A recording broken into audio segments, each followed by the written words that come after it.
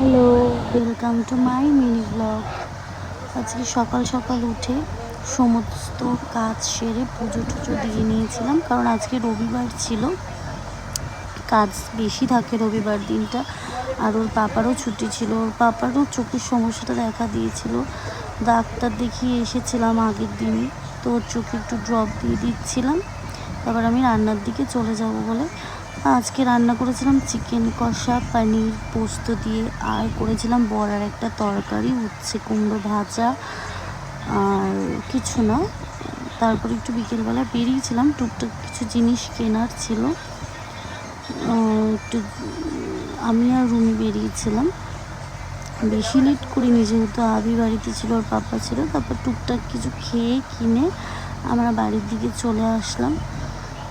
রবিবার দিন তো ওর হাজব্যান্ডেরও ছুটি থাকে, তাই বেশি দেরি করিনি। তারপর বাড়িতে এসেই আমরা খেয়ে নিয়েছিলাম আইসক্রিম। এই আইসক্রিমগুলো এত ভালো খেতে। টাটা।